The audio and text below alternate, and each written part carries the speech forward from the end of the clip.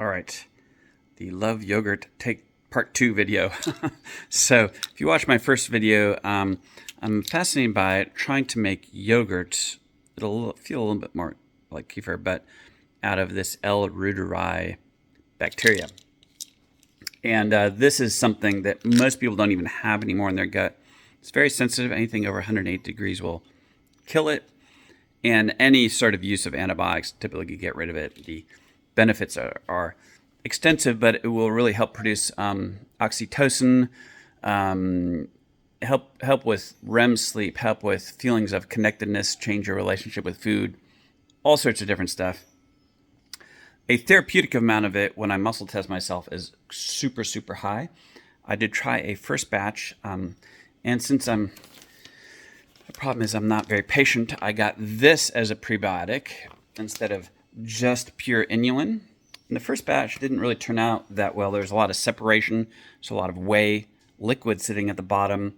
So I did a couple things different this time. So first of all, I got just the inulin powder.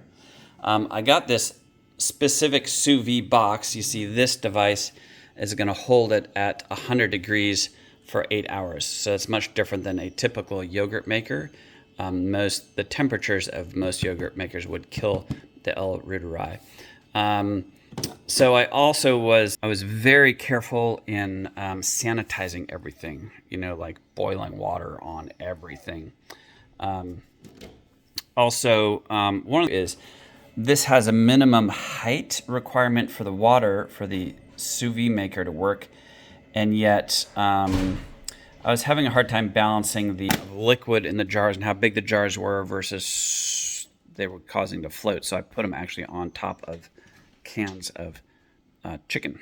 So the other interesting thing for me was that I muscle test a lot, and the whole formula was only muscle testing moderately beneficial. And I was like, what is wrong up with this? So I started playing around with the protocol that I was muscle testing, and when I changed the protocol of these tablets from 10 tablets to 12 tablets, all of a sudden the overall potential benefit of the yogurt jumped. So there's something about this that it is moderate if you have a moderate amount of the probiotics in it, but dramatic if there's a therapeutic level. And so that's one reason why we make the yogurt is because it will push the amount of beneficial bacteria like up over 100 billion.